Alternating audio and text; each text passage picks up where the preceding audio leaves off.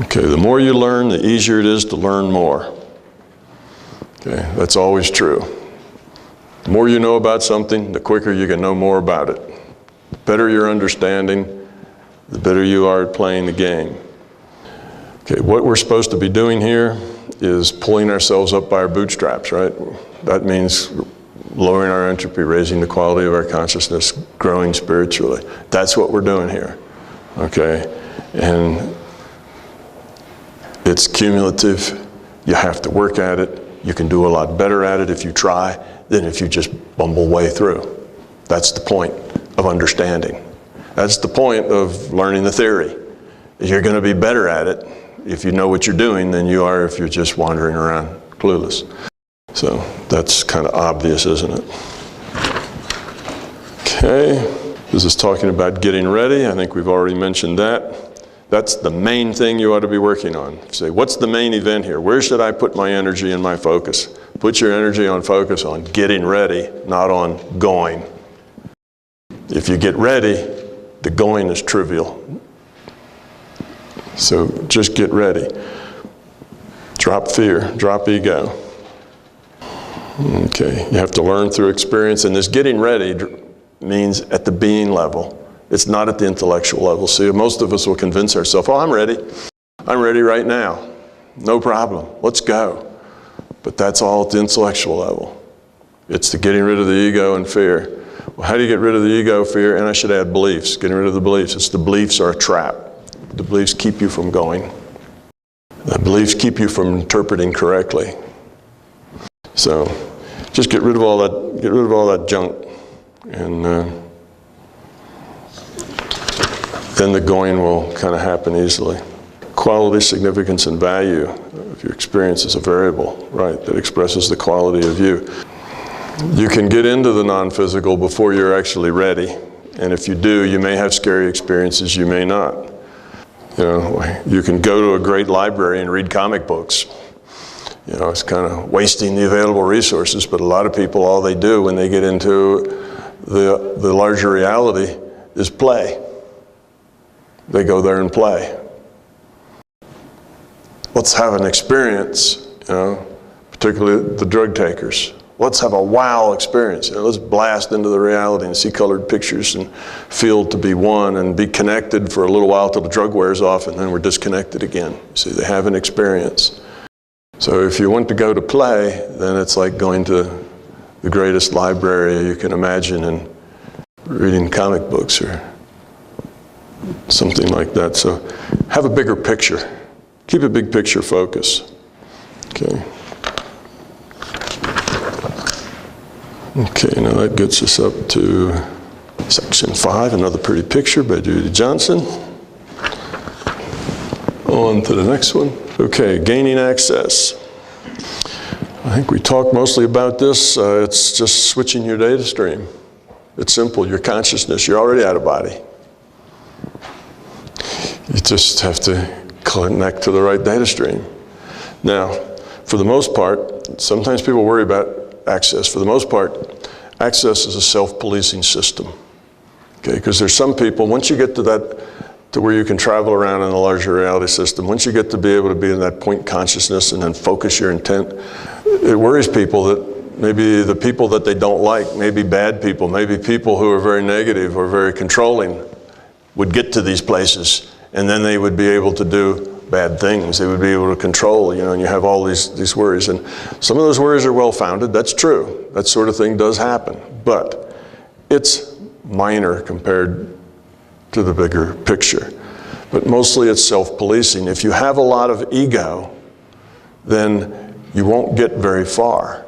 You'll gain just a little bit of ability to manipulate things or whatever, but you never get to be really very powerful or very strong. Okay, so that's self-policing. That ego, that fear, keeps you from evolving very much. So now let's talk about those negative entities. Those entities that went into entropy reduction by control, and they're negative. Well, they have a ceiling on about how big and how much power they can get. They can only get about so far, and that's about all that control will take them. Whereas The headroom on the positive side, where you're evolving toward love, doesn't really have an end. It grows way up past that. So the negative side is limited in what it can do. On the other hand, if you have an entity on the negative side that has grown up from, say, here's common, and it's grown this far, well, it seems powerful to those that haven't grown at all, right? It can seem like, by relative comparison, that it can get a lot of power. But that's just relative. What you need to do is grow up some, and then it's less likely that any of that will ever affect you. So it's another good reason for growing up. That makes you more invulnerable. Okay? Gives you more resistance. And why does it give you more resistance? Because the very act of growing up means you're getting rid of those beliefs and those fears that make you susceptible, you see? So it's a self-policing system to a large degree. The negative is possible, but it's limited. Some of it may appear to you to be very powerful, but that's because it's worked a long time to get there, and you're not as powerful as perhaps you should be had you worked a long time to get there. Most of the time, that negative culture, those negative beings do not interface with us if we do not have truck with them. If we don't interface with them, if we're not in their world, in their business, they're not in our world, in our business. Not always true, but most of the time that's true. So basically, it's like, you know, don't walk through bad neighborhoods at night. You know, don't go places where you shouldn't be, and you can do that just by not following your ego. If you're in this larger reality and you're motivated by love, by caring, by learning, by trying to find out, then that won't take you into any bad neighborhoods. If you're in this larger reality and you want to know how to control, how to get that information that will make you, you know, be able to win and be better at this thing, then you may run into some of those bad neighborhoods because you're in there working ego problems, fear problems, you see. So if you have the right motivation, you'll be fine. Nobody should feel any fear about experimenting with any of these states. Okay. All right. I think this is obvious. If you try to have somebody else's experience, if you try to use somebody else's tools, they're liable to be limiting for you. Now, you may run into somebody's tools that just work for you well, like the chakra system may work for you well, or the shamanic system may work for you really well. You may be particularly resonant with that because you already have experience with that, say in previous lives or other things, you know, and you may just get to that and it resonates and you like it and it speaks to you and you feel good with it. Well, then use it, you know. All of these rituals and these tools are there for a reason. People have used them successfully. But I'm saying, don't get trapped by them. Don't be limited by them. You can go maybe beyond what those tools and what what those rituals and tools and things will get you. Don't be trapped. Don't be limited. And don't feel like you can't grow. You're not up to it. You're not capable because somebody else's tools don't work well for you. That's why there's 1,000 different tool sets.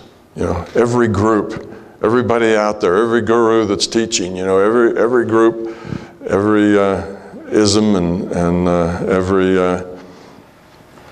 teacher has his own tool set. And he has followers that use that tool set. And that's terrific. What's bad about it is that the followers that use this tool set then feel like they have to kill the followers that use that tool set because their tools are different or they're contradictory, or one says, you know, these tools are right, and the other says those tools don't matter. These tools are right. And, you know, religious symbols, right? We have religions doing that. They have their own tools, right? Religion is one of these models with their own tool sets. Okay? There's lots of tool sets. The shamanic practices vary from place to place, but a lot of them have a lot of similarities. But they all have their own tool sets. And some of the tool sets are similar. You know, we have Eastern philosophy, Eastern theology. You know, there's another tool set. That's where you find your chakras. Okay. There's lots of tool sets you can use, but my suggestion is try them all. See what resonates with you. What do you like? But then don't be trapped by them. If you get in somebody's tool set and they say, well, you take this symbol and you shake it a little bit, or you use this beam of light, and it has to be green, you can't use yellow or blue, and you get into these tools and you say, well, that's kind of confining. I don't think I'm going to do it that way. Take a tool set and change it. It makes you feel better, to where you're more effective with it. And just because, and we'll get some of our tools for healing, I tend to use technical tools for healing. I think light beams are good. It looks like a laser to me. See, lasers resonate with physicists. But if what you like is a magic wand, or fairy dust, or whatever, or your tool might be that somebody else does it. Okay, somebody else does it. The Spirit works through me. I direct the Spirit works through me. I want to work on this, and then I have all this energy that has that's just another tool. Some people believe that they don't have the power. How could I possibly have the power? I'm just this little weenie person here, right? So if I'm going to be effective, it's because somebody else is going to do it. What's strange about that is the people who feel that way, they're so weenie that they can't do it and somebody else to do it, but yet they're powerful enough that these powerful people work for them. It's like, okay, we're going to heal this person. All right, people out there, heal them, and then the people come around and heal and work for them. So they're weenie and they can't do it, but yet, see, they're the commander, right? They're the boss. And all these entities that do have power will focus the way they want them to focus. It's just another tool.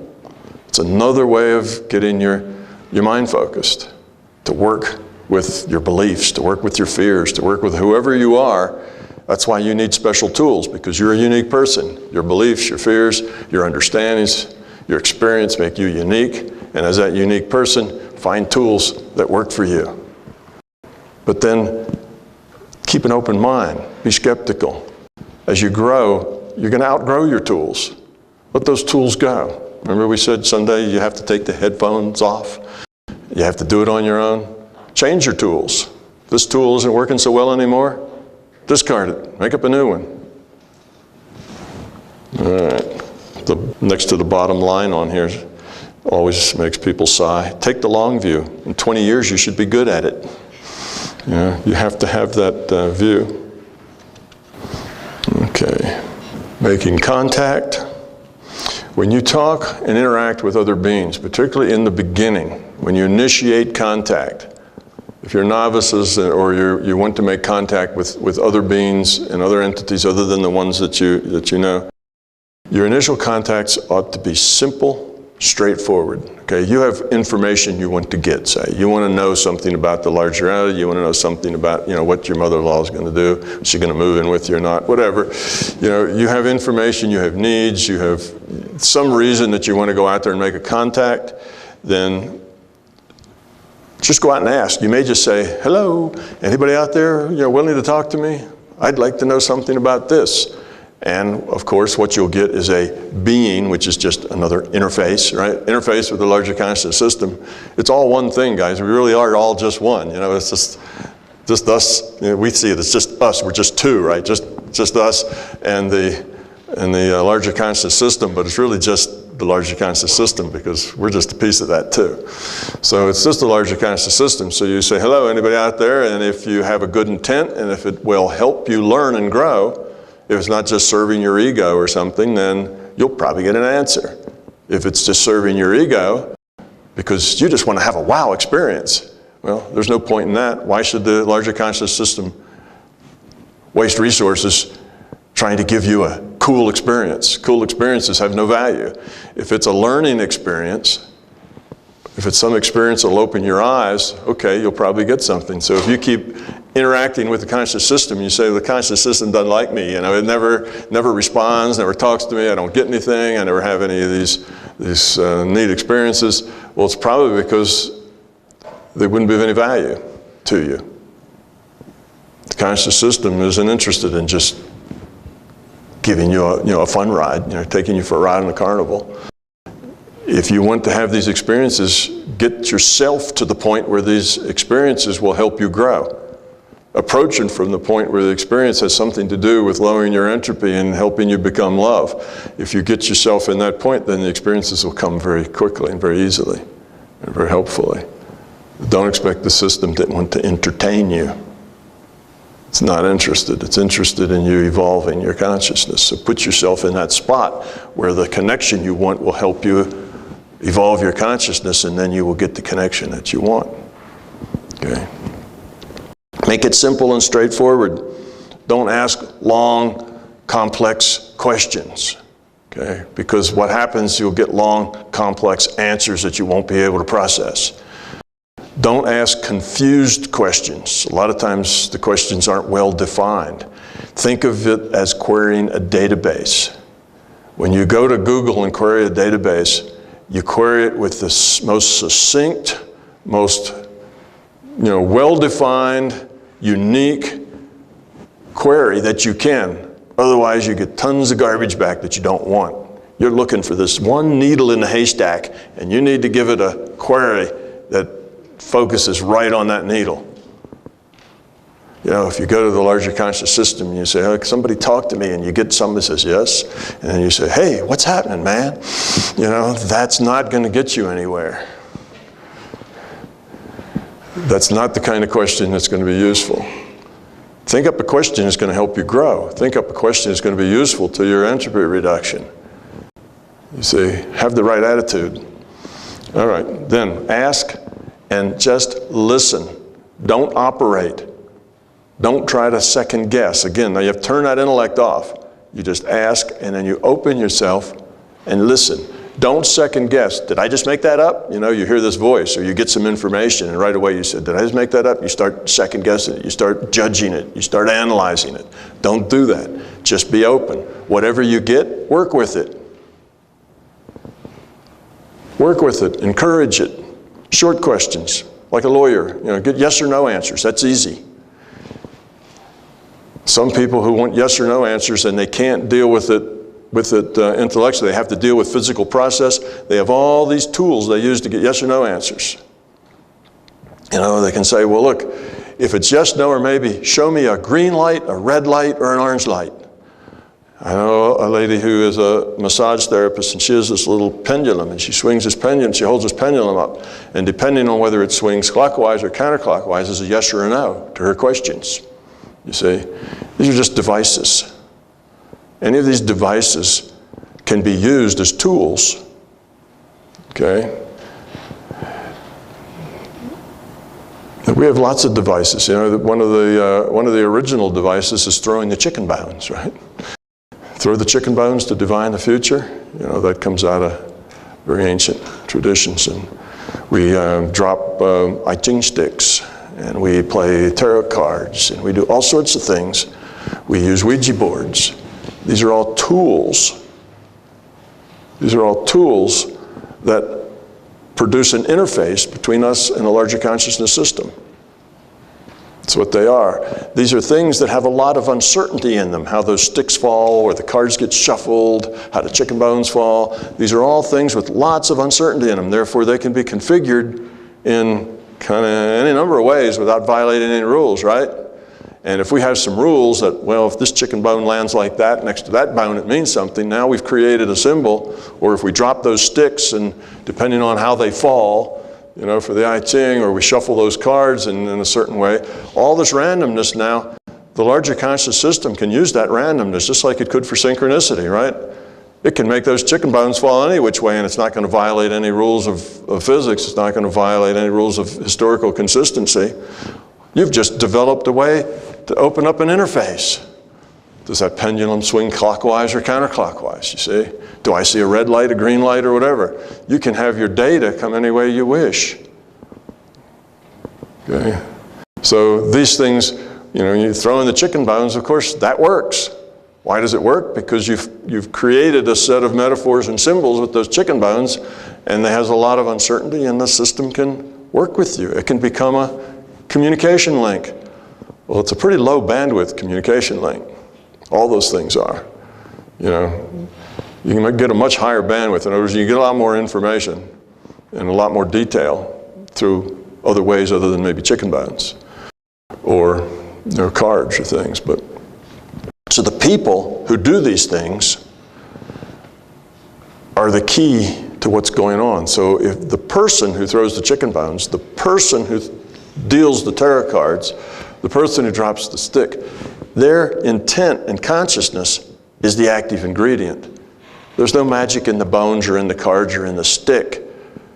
It's the intent that connects with the with the larger reality. So the person throwing the chicken bone says, I want to know, the future about such and such, and they're basically making the connection with the future probable database. They've queried it what they want, and their output format of the data is how the chicken bones arrange themselves. And they've produced a process of high uncertainty so that it's easy for those bones to be arranged any which way without violating any rules, you see. So that's what's going on. A Ouija board, when you hold your hand up like this, the servo motors, if you will, in your arm, the muscles that contract, these kind of motions back and forth aren't very strong directions. You can't push with the side of your hand with a lot of force. So it kind of wanders. So if your hand on that little puck that goes around for the letters on the Ouija board, there's a lot of randomness in that. It can move this way a little or that way a little, and it's not like you have to do much to make it do that. There's a lot of randomness in it, so that works pretty good. Hey, there's a method that you can use to make a connection with the larger conscious system in some way. Okay, same with all those things. Astrology. There's a lot of ways you can interpret the data. Okay, if you're an astrologer, you can say amazing things. You can predict futures. I had an astrologer tell some amazing things about me that came true like in a year or so later. You can do some really good things with astrology if you know how to do it, but it's not the stars and the planets. It's because those stars and planets are so complicated that there's so much uncertainty how you interpret them. What does it mean? Okay, so the astrologer has a mental connection, and they're asking a question in the database. They're saying, what's going to happen here? What's the prognosis for this person and their life and what they're going to do? So that goes out to data, they get it back, and what they get back helps them interpret all of this astrological data to give them the answer that they got. You see, if that was not so, then an astrologer would have long been replaced by a computer, because a computer can compute where the moons and the suns and the planets and everything are much more precisely. A computer can compute all that to 32 decimal places and can do it in less than a second. Everything, and it can compress it. It can forward it 20 years into the future in less than a second. Computers would be awesome astrologers if all it was, oh, when this date is this way, it means this. See, if it was the actual stars and planets and things, that's where the information was coming from. If that was a straightforward connection between the places where the heavenly bodies are and the information, a computer would be the most superior astrologer ever. But computers aren't. I mean, you get computer horoscopes, right? But they're not nearly as good as the ones that a good astrologer will do. A good astrologer really does the good ones. They're the ones where it really works. That's where the amazing stuff comes by, because that astrologer is getting data from the database. And they're using the system with a lot of uncertainty in it to interpret what they get. Now, they won't tell you that, but an astrologer who's doing their interpretation, I bet as they're looking at all their data and they're doing all their stuff, if you talk to them about it, they'll tell you they do that at sort of a quiet time when they can get into it, that it's really important for them to be present in the situation where they're doing that. It's not like they can, be listening to some acid rock and, cooking dinner while they're crunching the numbers. It won't work. They have to get into a place where they can make that connection and do it, and it's them. The only active ingredient in any of this is a focused intent. All the rest of it is tools. Okay. So For all the right-brainers out there, this day has been a lot better, hasn't it? Yeah, I've drug you through kicking and screaming through the logical process, and now we finally get to the big picture, and to the right-brain stuff. All right, well, what about remote viewing? Remote viewing, I think we've talked about it again in the exploration in pictures of the probable future in actualized and unactualized past databases. That's what it typically is, but it can be anything. Remote viewing is just another tool for accessing the available data. So if you want it to be pictures of the past databases in and around the surface of the Earth, then fine, you can limit it to that, but there's no need to. It's just another way to collect data. Healing. Okay, we did some healing yesterday. Distance, name, picture, lock of hair, all of that stuff's irrelevant. Time is a variable. One of the things you can do with healing is you can go forward and backward in time. It helps you make good judgments. You may want to go backward in time to when an illness started and work on it there, rather than work on it now when it's already manifested. See, that's the thing that you can do. You may want to go backwards in time to see how long it's been, how chronic has it been. Those are things you can go forward in time to do prognosis. What's this likely to do? And you can. I like to do that in a graphical format. You could do it in a color format if you wanted. I have a graph that on the y-axis, the ordinate, vertical axis, I put health. So if it goes all the way to the top to 1, say, then that's probability of top health, high health. If it goes all the way to the 0, that's no health, probably death. So then you can say, well, let's look at the next month or the next year or the next day or two or whatever, and let's give me the data of how this health is likely to go. And then you can plot that, you can see that curve, and you get some idea of how that's likely to come out. You'll get the data. You might want to then, and what we're going to do today, we're going to do some of these things so you can practice it. You might want to say, well, what's that curve look like if I help? If I get in and start working on this, how can I change that curve? And you can look at the curve and you can see it change a little bit. Or maybe it won't change at all, and that may be a good indication that this is not something you should be working on. So you can ask for data like that. Time is a variable. I've had any number of people write emails to me that said, I watched the video, I've done these experiential exercises and they're on videos. I think the last one that went up on a video was with Hawaii, and that was like 1.5 years ago. And I've had a lot of people write, and they say, I took those exercises and I got them all right, or I almost got them all right. And how did that happen? That was 1.5 years ago. And you said, I had this thing on a yellow box sitting on the table, and there it was. I said, that's not still sitting on that table, is it, in that yellow box? And I said, no, of course not. Because in their intent, they were here doing it as as we are doing it. They were there doing it with us in Hawaii, and they got the same data and the same answers that were available then, for the same things in the same places, in the same descriptions, the same illnesses. All that stuff had actually changed, but their intent was following along with what we were doing. So they went into the historical database, and they pulled out those answers, and sure enough, they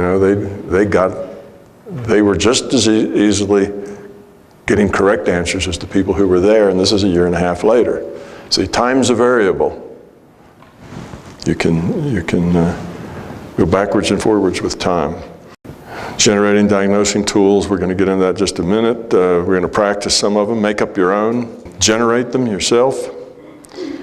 Don't force your will on others, don't interfere. Use your intuition. Sometimes it's not good to heal somebody. Sometimes they need what they have.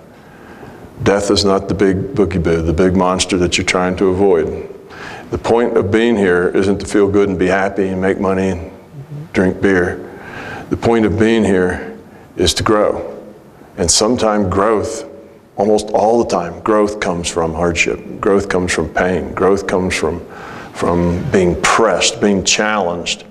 Things are demanded of us. It's usually when we're feeling like we need to change something. Now we're getting to growth. When you're fat and happy and everything is just going along perfectly, why would you say, I need to change something. You don't want to change anything. You say, I hope nothing changes. This is perfect the way it is. And you're dead in the water at that point. You're no longer growing. You're no longer changing. So stress is good in that sense. It pushes us to make decisions. And sometimes illness is part of that stress. And sometimes it's just part of the feedback system. Sometimes it's part of the rule set. If you happen to have spent 5 years working in the asbestos industry installing asbestos ceilings in schoolhouses, in the 1950s or something, well, the rule set says your probability of lung cancer is going to be high. You see, that's just a rule set problem. So that's not something you necessarily create or not create. Of course, if that probability is high and you never get it, even though maybe the probability goes up to 99%, but it never bothers you, that's probably because you have a good attitude and you're changing the probability. You see, you're modifying that probability to where it's less likely to apply to you. So it's not always something you've done. Oh, I'm paying the price. This is karma. I'm ill because, I need to be nicer or something. Sometimes you are getting a lesson, and that lesson may be of any sort. A growing lesson. It could be that you're getting a lesson in humility. It could be you're getting a lesson in letting go of ego. Sometimes when people get to a point where they realize that they're very ill and that they're dying, often suddenly their reality grows tremendously. Instead of being focused in that tiny little space of everyday problems and yada, yada, yada, and who's doing what to who, and all the soap opera stuff that's going on just kind of, it's not important anymore. Falls apart, and they get a much better look at reality. Suddenly reality, is deeper, full of quality, bigger pictures. Well, that all by itself is a very important opportunity. And you say, yeah, but they're going to die, Well, they've learned something important. So that gets then cumulative, when they do the next chapter, well, there it is, they've learned something. Well, maybe that facing death experience can be a very educational experience. So the idea that, oh, somebody's going to die, we should fix that. We should take it away. Don't be too quick to manipulate the path that other people are on, even if you think it's for their benefit. You'll know when you work, if what you try to do keeps being rebuffed, then you'll know that it's probably you ought to just leave it alone. Sometimes you'll know that even before you work. You just get the idea, you get the feeling when that case comes to you, you just kind of get the feeling that, it's just the way it's supposed to be. So anyway, just practice will do that, but it's generally not good. The better you get, the easier it is to know. In the beginning, when you're just learning, when I say go out and practice healing because you'll get data, don't worry too much about are you messing with somebody else's path. Just go do it. You're not that powerful that you're really going to mess with anybody's path anyway. Just go do it. Forget about it, because if somebody else really needs that, you're not going to overwhelm them. You're not going to slam dunk them into something that they don't want. Your pushes are more gentle, and if they're accepting of it, then yes, it can be powerful for them if they're accepting of it. If they're not, it probably won't affect them very much, because you actually have to overcome their own path. You have to overcome their history, their probability, their wants and needs, and that takes a lot of force. Now you can do that. Obviously, sometimes it's a push versus pull situation. If you have your mindset that something's going to be this way, and there's somebody else has their mindset that it's not, okay, then both of you are trying to move the probability in opposite directions. What happens? Well, it's like anything else. Whoever's got the biggest push, moves it the most. So yes, it's not always, it's not always independent. You're not the only actor in the world. There are other people who have intents that are interacting with your intents. So if somebody has an intent that this is their time to go, that they're going, this is their illness, this is their death, it's their time to go. If that's their intent, you could, if you were powerful enough, slam that intent and make them stay anyway, but that wouldn't be nice. And if you were powerful enough to do that, you wouldn't do it. because that means you would have grown up enough to have gotten that power to know that you shouldn't do that. If you're not all that powerful, then it really doesn't make any difference if you sometimes push on things that shouldn't be pushed on, because you're not really going to damage anything. Your energy just will be refused. You'll be trying to do it and nothing will happen. It'll just be refused.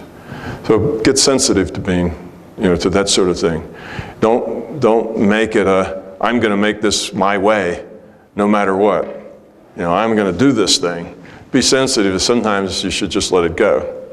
You don't have to do this thing. It's not always my way or win. And death is not always a big problem. Sometimes that's a good solution, because you're going to just start up another one, and now you'll be a little smarter because what you learned through that death process. You'll be a little brighter. Don't take that away. Don't make that death process a fearful, non-thinking denial process. You see, now you rob the person of the opportunity to learn something from it. Make that a growing process, a terrific process, a time for bigger picture. So you want to encourage that view rather than, sobbing and miserable about it. Kind of makes it harder for a person to learn. So you need a different attitude, a good attitude toward death. So use your intuition about what you should do and how you should do it. When you're working with colors, sometimes you'll be healing and you'll put that white light on them, and it'll just come to you that would be really better if that was a light blue light, or if that was a green light, or if it was this way or that way. Do it. Follow your intuition. Don't say, well, the tool I use is a white light, so that's what I'll do. Be open. Let your tools change for the situation. Let the way you use them change for the situation. Okay, collect as much evidential data as you can. I think I said this yesterday. For maximum effect, maintain background intent and awareness. Repeat several times a day for several weeks. If you're just learning and trying to collect data, that's what you should do. Okay. And use parallel processing. Makes the process more efficient. That means you can do it while you're at work, while you're doing other things. You don't have to have that special time. So it doesn't have to be just that 20 minutes a day when you meditate. It can be any time. And it can only be 30 seconds worth. You don't have to sit down and work on it for a long time. For just 30 seconds, you can bring that person to mind, see their energy body as bright white, and then hold that intent and go back to what you were doing. It just takes seconds, and that does work. Okay, I think we already did this, parallel processing. You learn to meditate in difficult situations. That's how you learn to operate in several realities at once, and it makes your ability to hold the state much better. Because once you get the ability to hold that point conscious state on a school bus full of kids, you've got it. You're good to go. You could probably hold that state forever. You see, so that's the kind of challenge you should do. And it's like you use it or lose it. If you don't, it's evolution, it's learning. If you don't press that, if you don't try to do that, then you'll never learn to do that. If all you've ever done is meditate while you sit in a special chair with special things going on, then you're stuck there. If you don't have that chair and that quiet and those special things, you're dead in the water. So it's better to be flexible. And if that chair and those things, really you relate to them and resonate to them, by all means, do them whenever you can. But you don't need to stick with that fear. Fear and negative beings, sometimes these are the same thing. Fear allows negative beings to make a connection with you. Fearful situations are often used by your guides as a test of your readiness to explore. Fear is a kick-me sign. Become fearless first and then explore. Very unlikely anything will hurt you. Fear will ruin your ability to interpret your experience accurately. Fear will inhibit your ability to learn and grow from your experience. Gaining access is a self-balancing situation. You generally cannot get to where you do not belong. We've been all over that. Staying balanced. This one we haven't been over. This is important. We've been talking about this left brain, right brain thing, but what you really need to be is both brains. You need to be able to stay balanced, and you need to be able to stay balanced in a lot of ways. You should be able to use logical process. We need this in our world, right? Where are my glasses? Where are my car keys? You know, how do I get from this point to that point? You know, when would be a best time to drive it? You have all sorts of things that happen, things you need to learn. Logical process will help you through your life. So you need to be able to do that, and you need to be able to see things logically, because that's where the skepticism comes in. You need to be able to assess things. Does this have value for me? Am I learning things? Well, these are all logical process things. And you also need to have that right side. You need to be intuitive. You need to be in touch. You need to feel your environment as well as calculate your environment. You need to kind of connect with people. When you're interacting with somebody, it's not like they're there, you're here, and we're two separate things, and we're throwing words back and forth.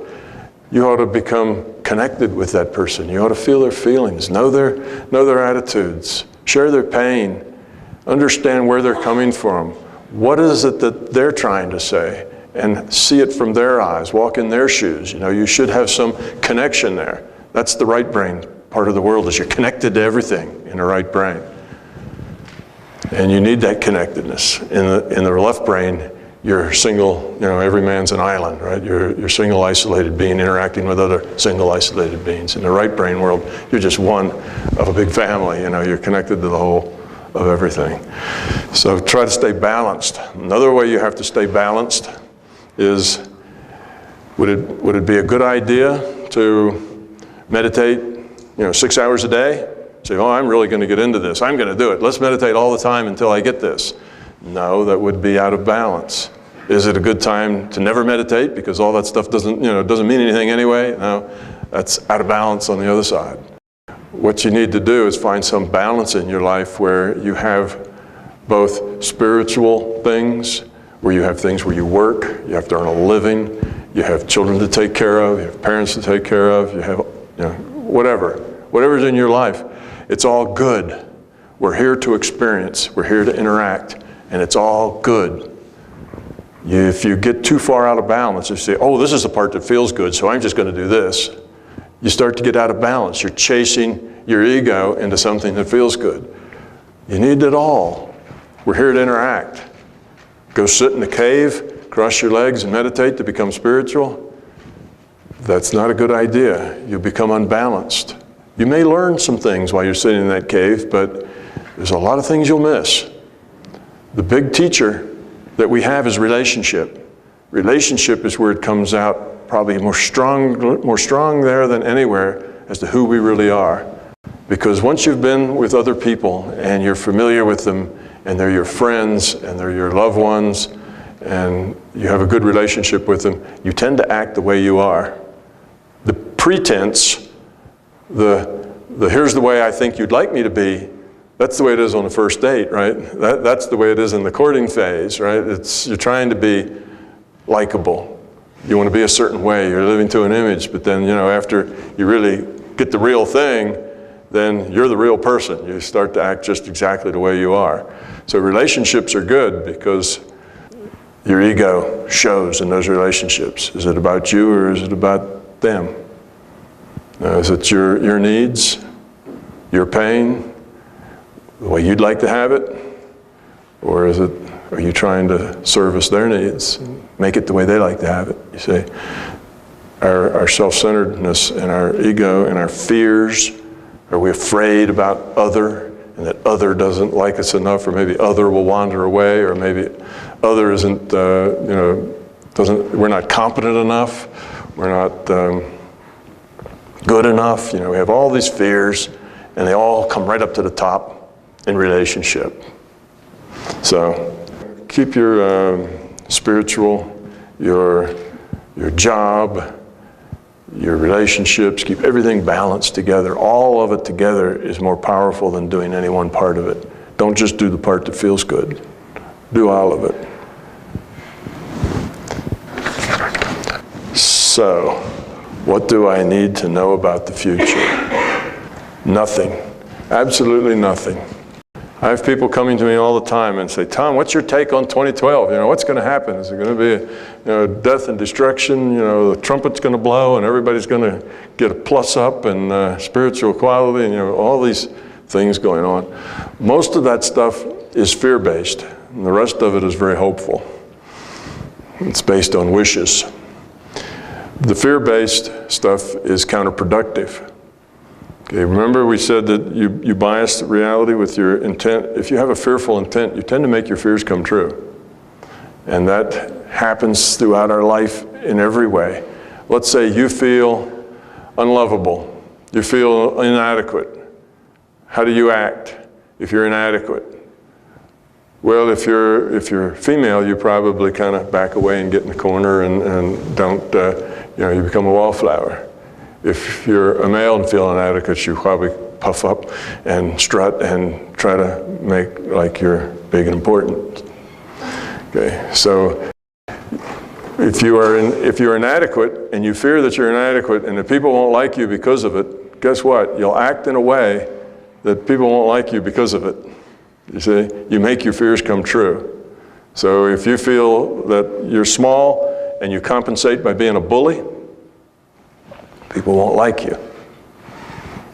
It's just, we make our fears come true. If you fear that your children are going to get into drugs, so you put them on a very tight leash, you lecture them, you do all this kind of stuff, you'll probably drive them to take drugs.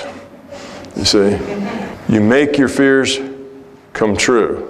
So 2012 and all this fear that's wound up about it, that's a whole lot of energy trying very hard to make something disastrous happen. You see? It's not helpful. So what do you need to know about the future? Nothing. Let the future happen as it happens and deal with it. That's what we're here for, is to deal with whatever happened to us and deal with it in a way that we grow up. We make the right choices. So, okay, let's say you get good at this and you can get into that future probable database so you can kind of tell what's coming, you can manipulate some probabilities. Should you do that? Should you spend your time manipulating your reality to be the way you want it? It's not very profitable. No, let it go. Just take it the way it comes. Deal with it. You don't need to change it, fix it. If you do that, you're just getting in your own way of growing up. You're messing up with your own opportunities. Your ego and intellect are now in charge of creating your world. You're short-circuiting your, what's important. At the being level, it's your being is being denied growth opportunities because your intellect and ego are stepping in front trying to make the world the way it wants, the way it feels good. Okay, so you will find, I have found in general, that the people who have the most power, the most ability to change things the way they would like them, use it the least. Use it very, very seldom. They're not interested. Because there's no point. What we're here for is just to react to things, deal with it. All right, life is hard. Life sucks, right? I mean, it's just terrible. You just got fired, your rent went up and all these things. Well, deal with it. How you deal with it is what's important. That your rent went up or you lost your job is really not all that important in the big picture. What's important in the big picture is how you deal with it. Rich or poor isn't important in the big picture. It's how you deal with it that's important. Anything. Okay, so what do you need to know about the future? Nothing. Don't worry about it. Let it take care of itself. All right, now we're going to do some more experiential exercises. These are going to be similar to what we did yesterday, but they'll be different, and we're going to learn some different tools. Not that you should use all of these tools, but I expose you to as many tools as I can in this short amount of time, just so you can pick and choose and see that there are these different tools and maybe spur your imagination to make some up of your own. Okay, again, I'm going to go fast. I'm going to go fast on purpose because the longer you have to think about it, the more likely you are to get in your own way. So we'll keep it moving. If you get behind or get lost or fall asleep or whatever might happen to you, just come back to it and start taking part. Everything needs to be gentle, no push, no try, just do. Okay, we're going to manipulate time in this one. We're going to manipulate time in one of our healings, as I remember. All right, we're going to do a couple of warm-ups just like we did just like we did before. Now remember, your imagination is all you need in healing as far as the picture of the body, because that's just a target. That's just a metaphor for the target of what you're trying to do. It's just an intent focusing thing. Okay, that's all that's required. As far as your diagnosis goes, no, we don't want that to be your imagination. We want that to be data that you collect, because you use your intent to get data from the database.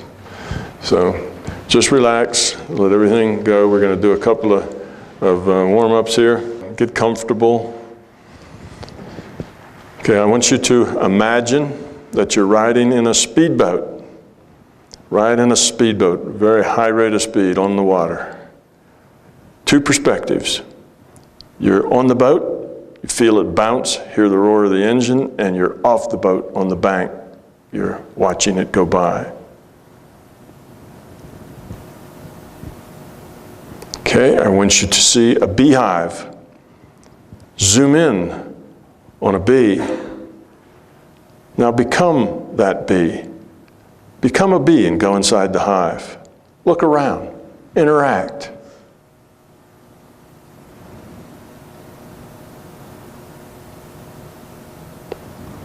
Okay, I'd like you now to imagine that you're walking into a bakery. Walk around the bakery, look in the cases, breathe the air, smell the smell. Now imagine that you're running your hand over a fur coat. Feel the texture.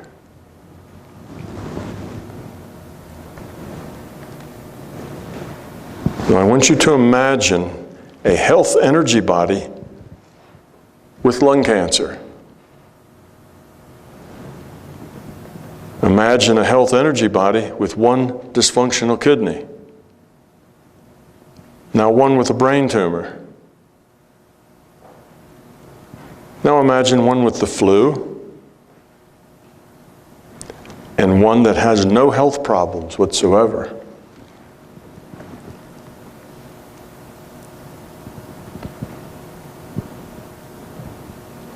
Okay, imagine your own health energy body. Notice the state of your mind as you look at your own health energy body. Check your feelings.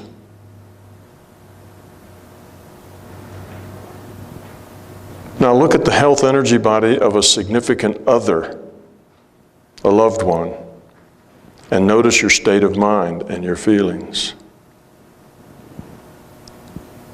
Now look at the emotional body of someone who is happy and feeling terrific.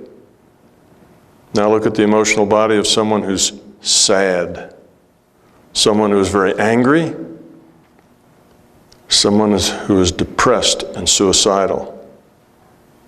Now look at the emotional body of a couple falling in love.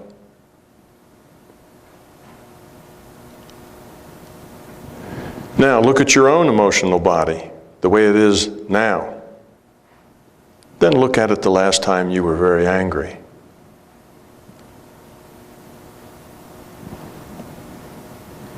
Okay, look at the spiritual body of a saint, of a homicidal maniac, of a drug addict, of the average person. Now look at your own spiritual body. Notice the state of your mind and your feelings. Now look at the spiritual body of a significant other, a loved one.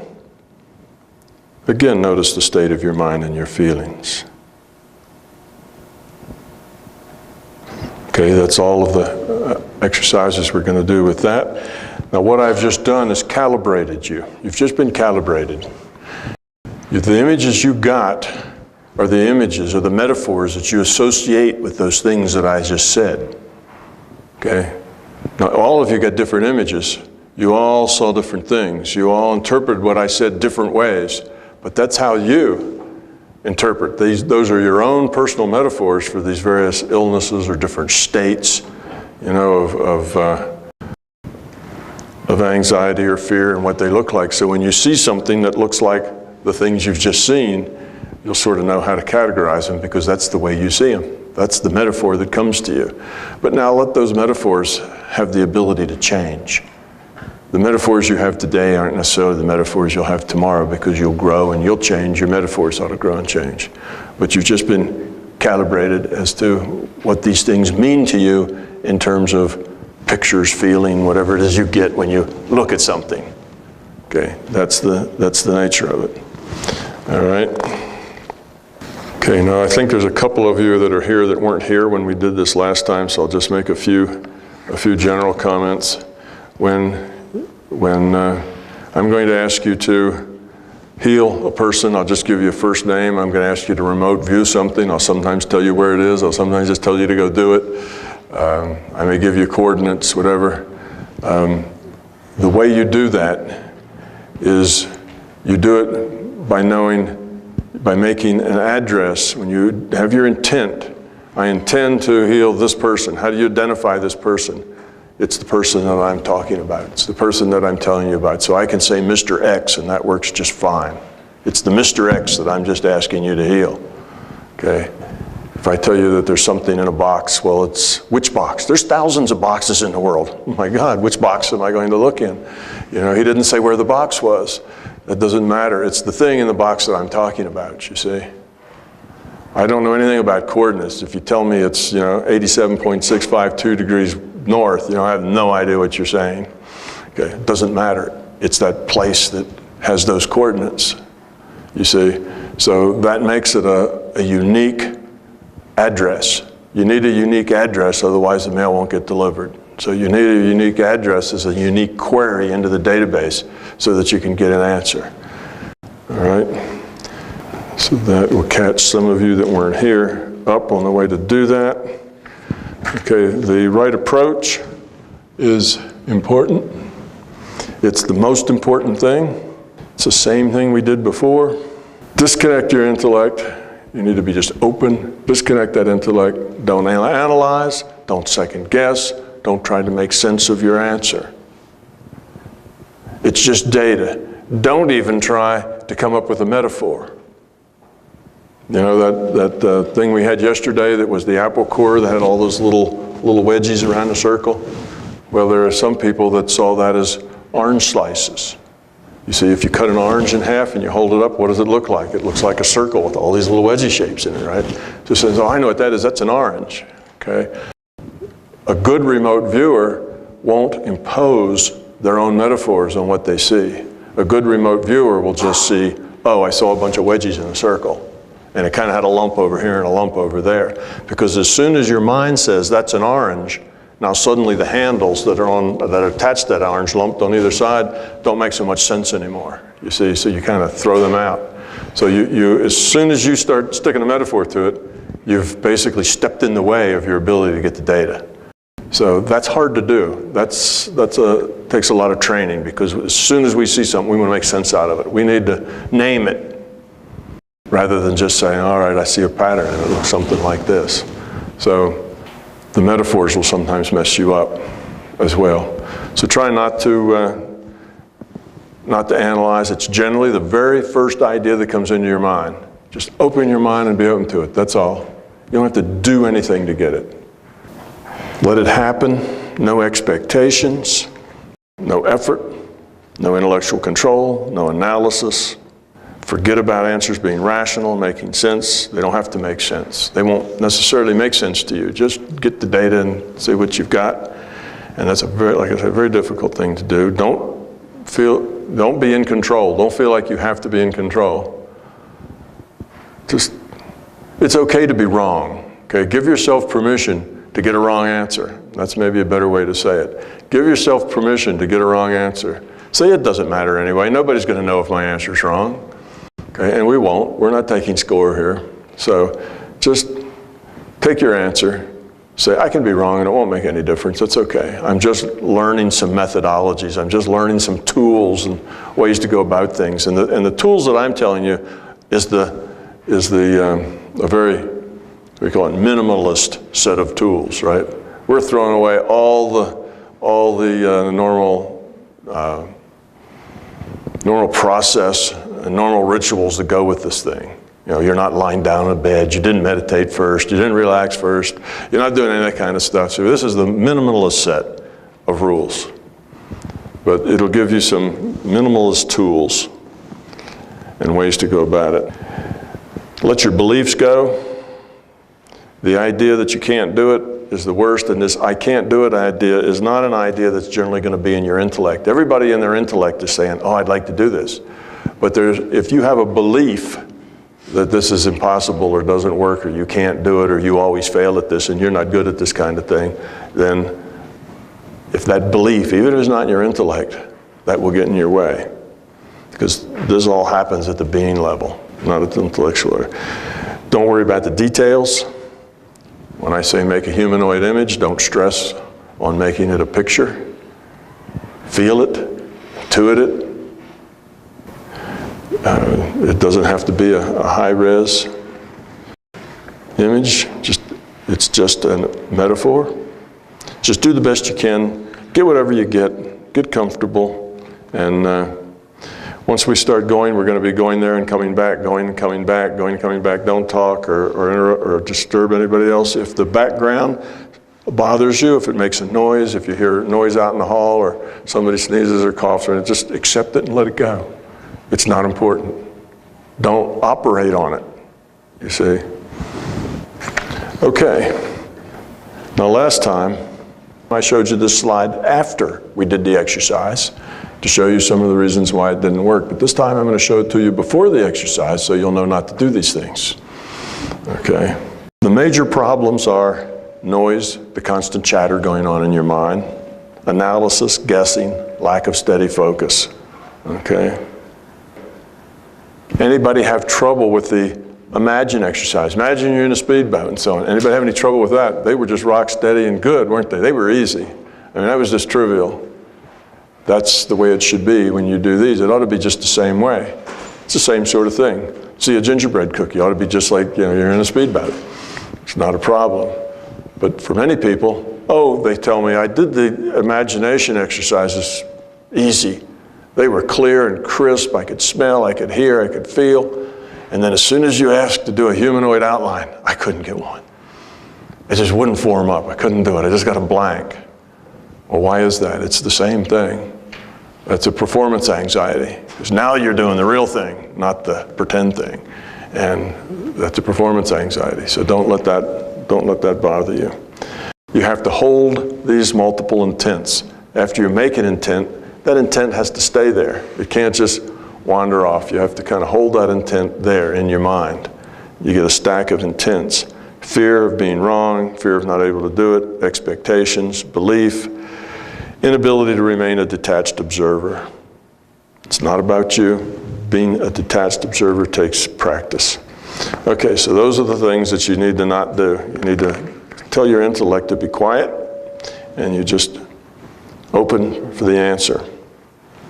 This time we're going to have 2 diagnosing, 2 healing, and 4 remote viewing exercises.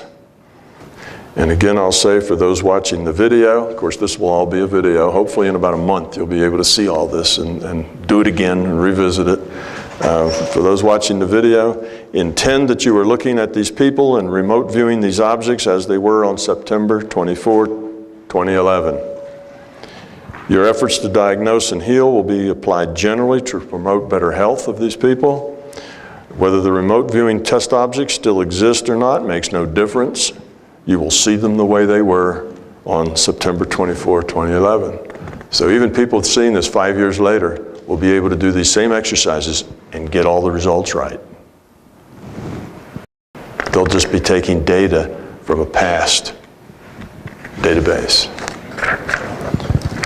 All right, go ahead and get relaxed. Close your eyes if you want to. Listen to your background sounds so that they don't surprise you. Just listen, see what it is in the background and accept it and deal with it gracefully.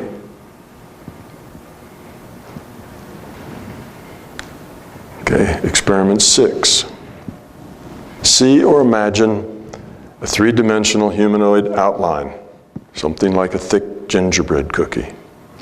Intend clearly that this humanoid outline represents the physical health energy body of Memphis T, as it is at this moment. Hold that intent. Intend clearly that the energy that represents health in this energy body be white, and what represents a health problem be dark. The more serious the problem, the darker the energy looks. Now hold that intent. Intend that the humanoid shape's back is facing you. Its right side is now the same as your right side. Notice where the dark areas are and which are most dark. With your attention on the dark spots, rotate the image of your viewing angle so you are looking at the side view. Now look at the front view. Without losing your altered state, open your eyes and roughly draw what you have seen. Then immediately return to the viewing the health energy body of Memphis T.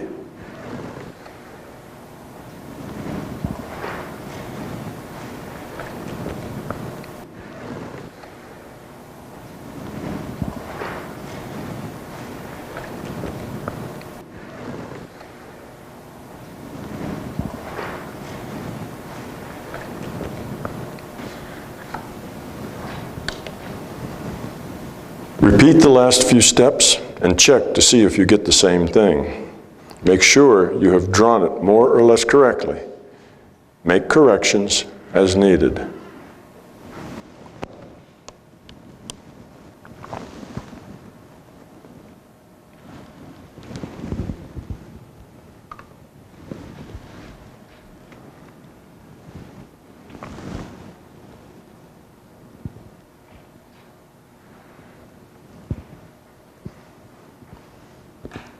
Okay, return to viewing the energy body. Watch the health body as you clearly intend that the energy body no longer represents the state of Memphis T health at this moment, but that it now represents the health of this person yesterday. Use your intent to slip back in time one more day, and then another. Now similarly move back in time 1 week at a time until you see the dark spots, the dark areas, disappear. Keep track of the number of weeks that have passed.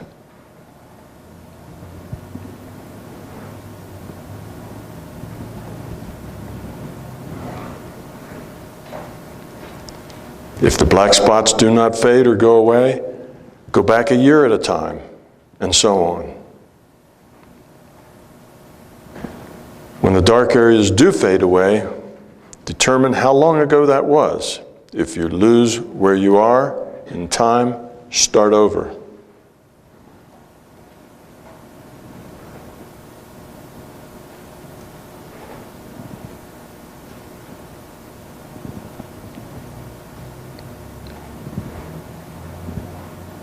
When you get to where the illness started, look at the energy body just as the illness began to manifest within the body. And at that moment, use your high-powered light energy beam to heal the illness before it dominates the body.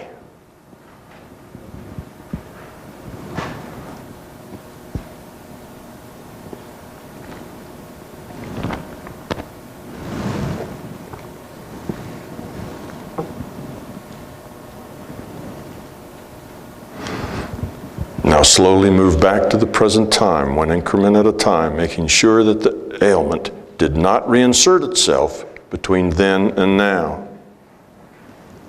If you find the illness was reinserted, pause there at that time and heal it again. Proceed like this until you work yourself back to the present moment.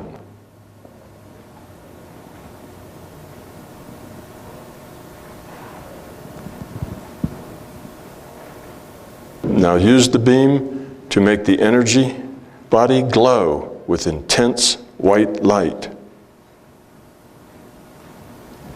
Make the white so bright that it hurts your eyes.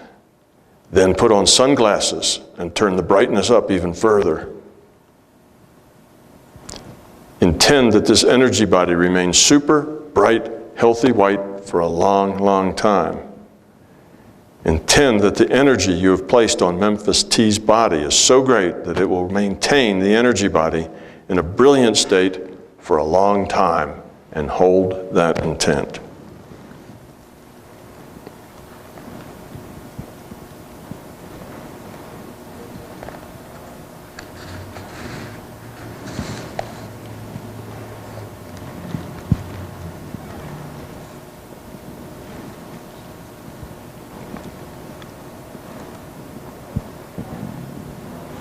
Now, using your intent in the same way, given what we have accomplished with our healing efforts, watch this health energy body as you increment time into the probable future for at least 5 years. Remember what you see.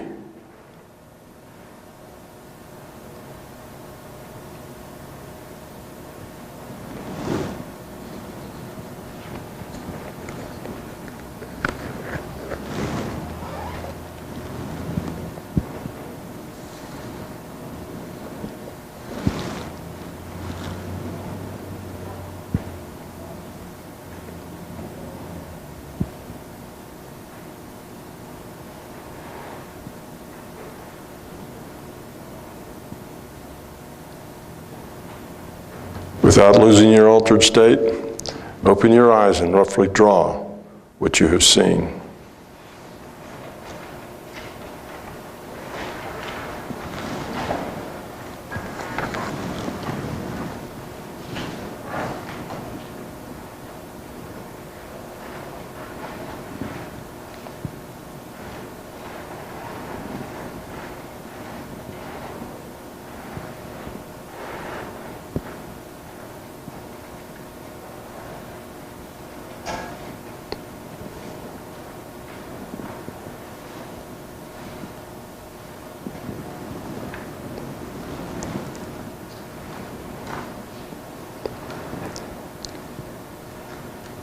When you finish drawing, return to the void. Just float there.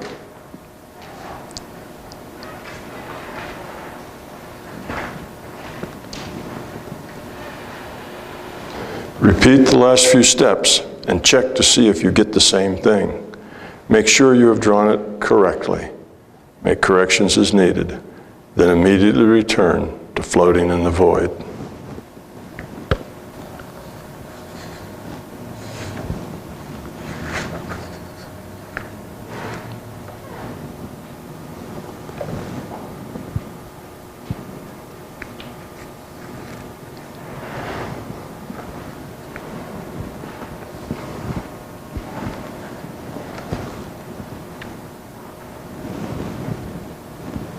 Experiment 7.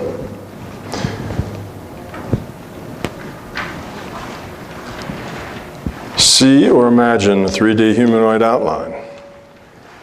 Intend clearly that this humanoid outline represents the health energy body of Carolyn D. as it exists at this moment, and then hold that intent.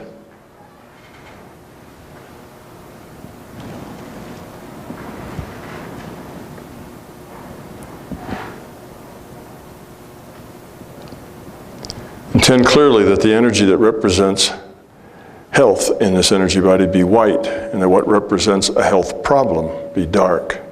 The more serious the problem, the darker the energy looks, and hold that intent.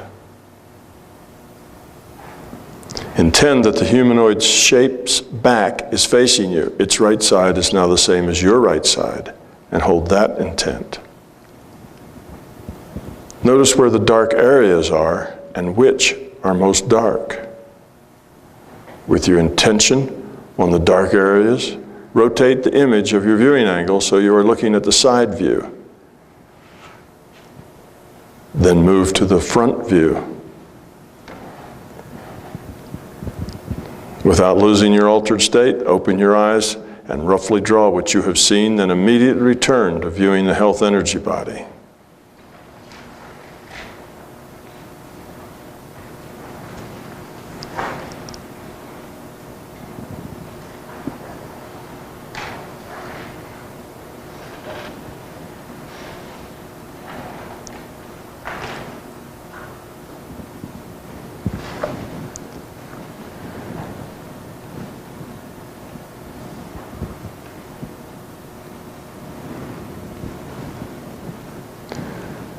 Okay, you are looking at the health energy body of Carolyn D.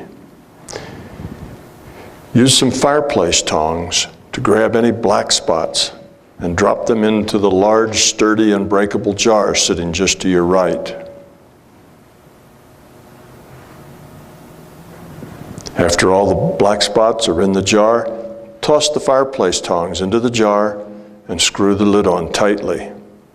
You may expand the jar or shrink the tongs as necessary.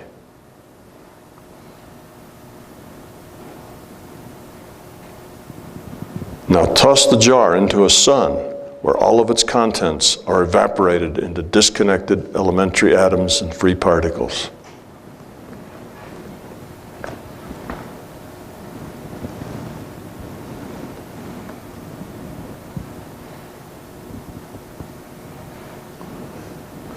Around the edges where the black had been, use a portable wet vac vacuum cleaner to get rid of any lingering gray places. Vacuum up all the remaining gray areas. Alternatively, you may use rubber gloves and a scalpel, dropping what you cut away into a jar.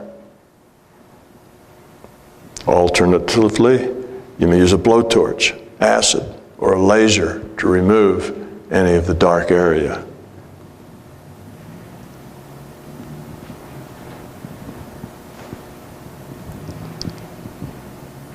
If you use the vacuum, scalpel, or gloves when you're done, use your intent to toss everything, including the scalpel and gloves, into a safe, strong container, and then toss all of it into the sun.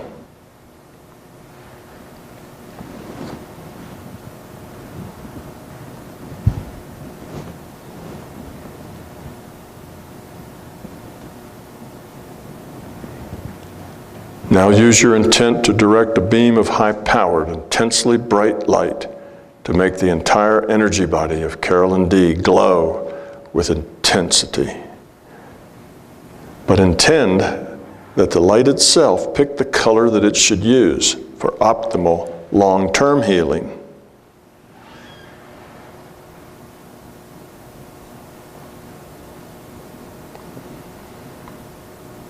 Next, intend that the light itself will pick the color that it should be for optimal short-term healing. Continue until all the once dark places are glowing brightly and the entire energy is clean and bright.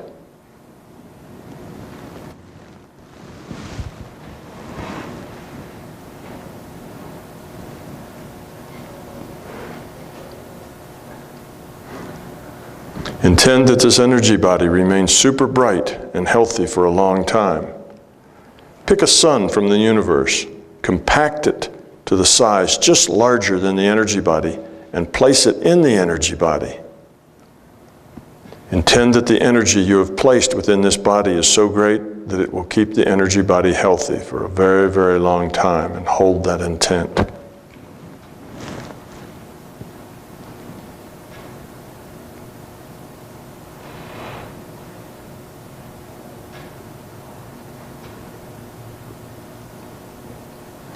Now clearly intend that the image of the health energy body changes to represent the emotional, egoic, or feeling energy body. Look at the patterns and colors within Carolyn D's emotional body.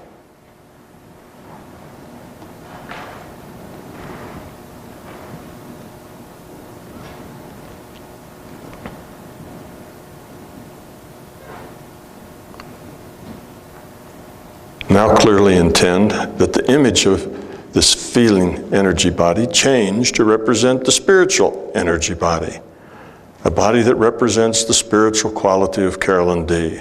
Look at the patterns and colors within Carolyn D's spiritual energy body.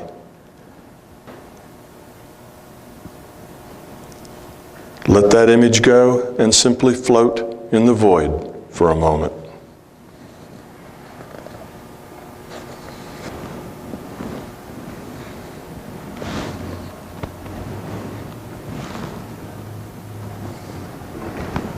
Experiment 8.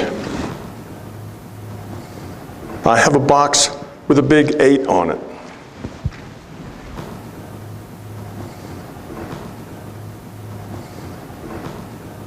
It's on the table to my right.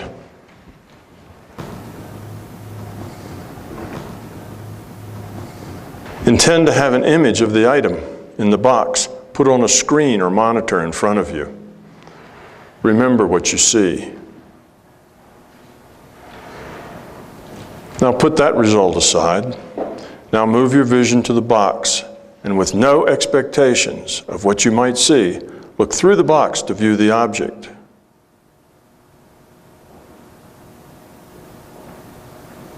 Now put that result aside. Next, get a sense or feel for the utility of the object. What does it do? What is its use and function? See it in its natural environment being used.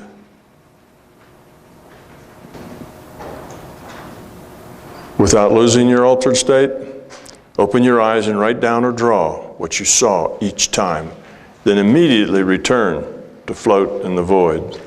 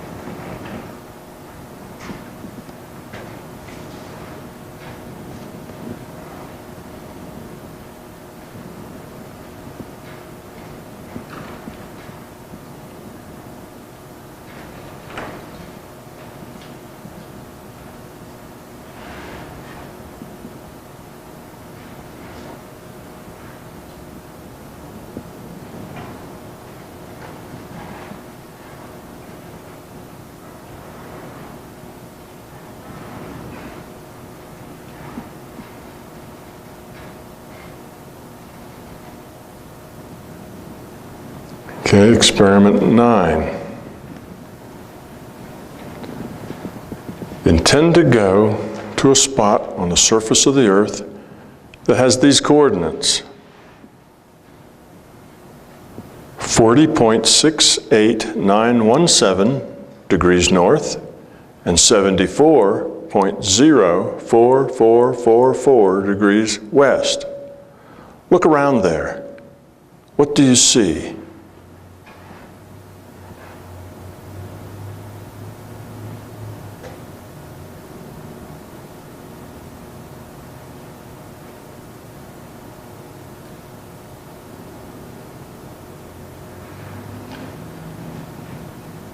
Without losing your altered state, open your eyes and write down or draw what you saw.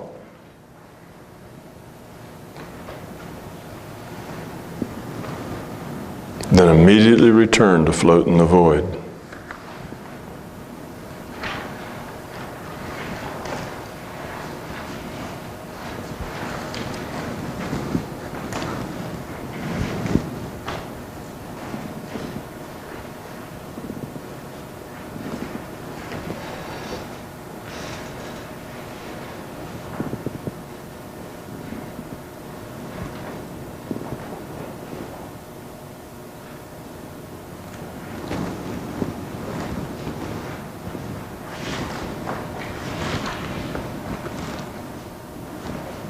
Experiment 10. On the table to my right, I have a box with a big 10 on it.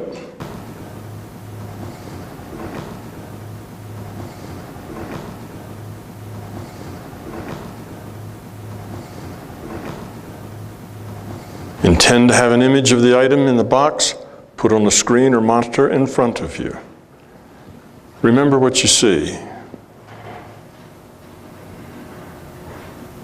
Now put that result aside, move your vision into the box, and with no expectations of what you might see, look into the box and view the object.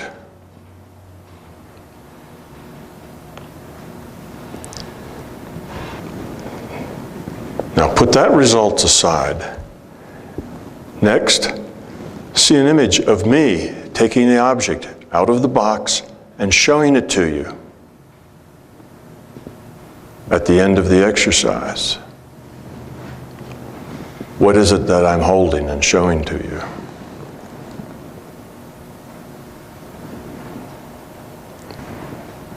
Now put that result aside.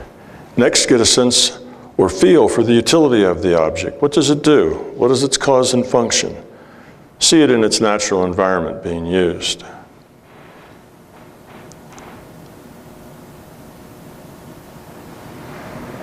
Okay, without losing your altered state, open your eyes and write down or draw what you saw each time. Then immediately return to float in the void.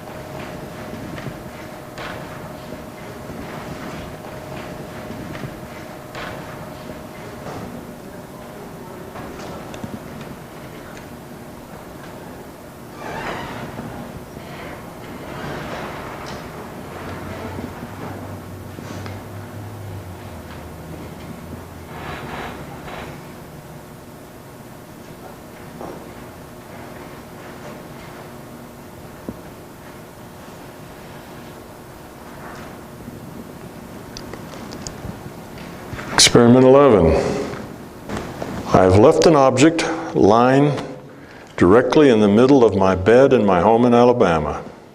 Take a look and remember what you see.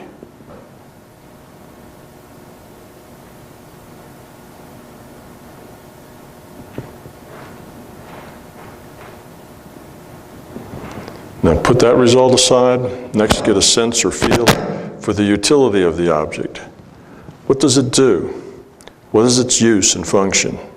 See it in its natural environment being used.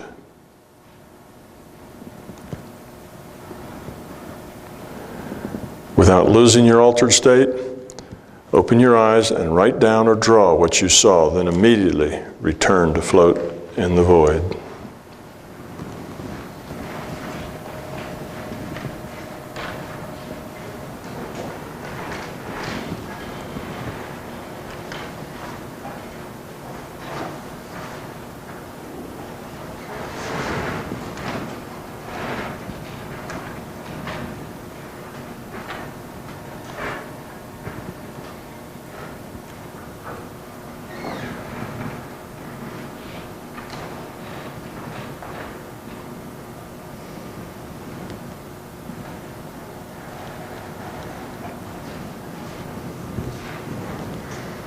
Okay, now I will give you a few minutes to remote view, diagnose, or heal any subject of your choice.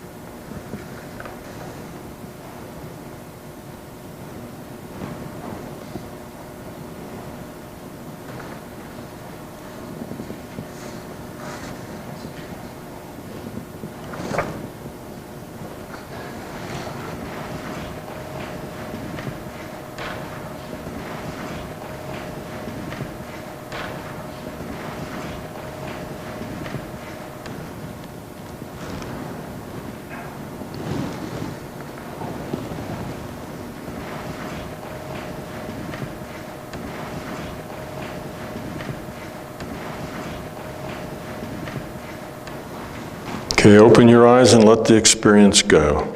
Slowly and gradually re-embrace the physical world.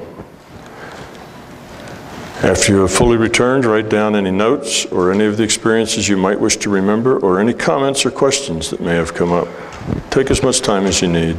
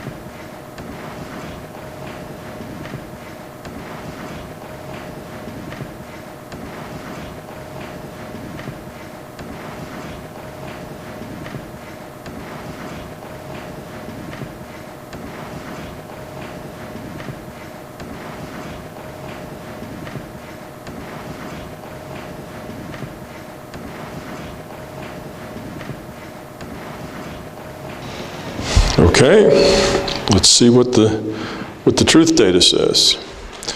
We started with Memphis T on experiment 6, I believe, Memphis T. Okay, Memphis T is a 5-week-old infant, has a birth defect of diaphragmatic hernia. He's on life support system now. Diaphragmatic hernia means that the diaphragm did not fully form, and therefore breathing is difficult. Intestines moved up into the chest cavity. Lungs did not develop very well, so you should have seen problems all in the upper chest. Would have been chest all the way down. You could have had problems anywhere in this area. Would have been a good hit. Okay. Also, there's a lot of systemic things going on since he's on life support system. So you might have seen gray over the whole body. Okay, and you went back in time. You would have had 2 time points as you went back in time that might have been significant as to, quote, when this started. And that would have been the birth, which would have been about 5 weeks ago. That's when the problem started as far as breathing went, because up until that time, his mother was breathing for him. But the actual hernia occurred, the malformation occurred probably in about the 3rd or 4th week of pregnancy, which then would take you back about 6 months from now. 6 months to the rear, if that's the way you defined initial problem. But of course that wasn't a problem until he had to breathe when he was born. So that would then fix your dates. Okay, the second person with the healing experiments, number 7, was Carolyn D. Carolyn D has cancer in her left breast. That one should have been very clear, and it's one of those things that's not systemic. It should have been a very clear spot. All right, experiment 8, a box with a big 8 on it. Let's see what's inside.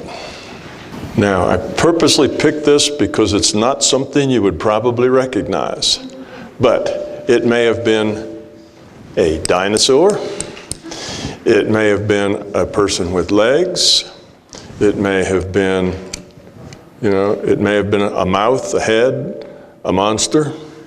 It could have been any number of things, depending on how you interpret that. So you'll have to look at that and see how your image may have reflected this function or this kind of device.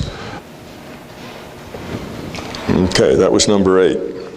That one was hard because it doesn't really look a whole lot like anything that you knew about. So this one would have required you to not have a metaphor, to just get the data and put the data down. This one then purposely was picked to be very difficult for you to stick a metaphor on it. Doesn't look like an orange slice, doesn't look like probably anything that you already had a metaphor for. So that would have made this one a very hard target for most of you. Now, the next one was the coordinates. Let's see where that went.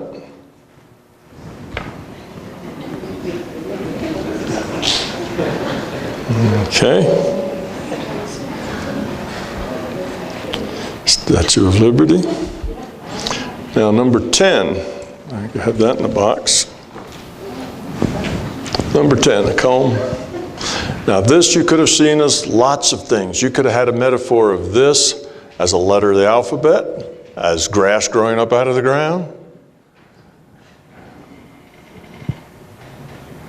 I don't know, use your imagination. You know what? This could have been all sorts of things. You know, you have to look at it kind of from different angles and different ways to see maybe what you would have seen about it. It may have been just a bunch of pointy lines and you may not have gotten the handle, just the fact that there were a lot of lines in it, or whatever. But that's the result. It's a strange looking comb. This one we did something a little different. This one we said we had a third way of looking at it, and that was looking at me showing it to you, right? See, that way you could, instead of just working in the past database of what had been put in the box, you could work through the future database of what it was going to look like when I showed it to you. And both of those are equally easy to access. So you have just as much opportunity to do one as the other. So we jumped into both databases with that one. And let's see what next. Oh, what is it I left lying on my bed? Of course, those of you who got this right know now that you can come in and look and see what's going on my bed anytime you want, huh? That's what I left lying in the middle of my bed. Now you might have seen that as the number 2, because it looks like 2 ones, 1 1.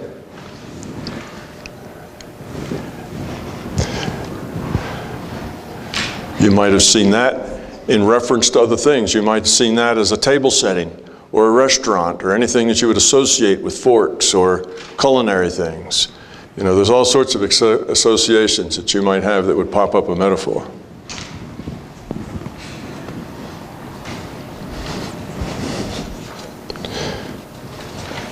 Now this time you notice I gave you those, to the Statue of Liberty, I gave you those coordinates in decimal degrees rather than degrees, minutes, and seconds.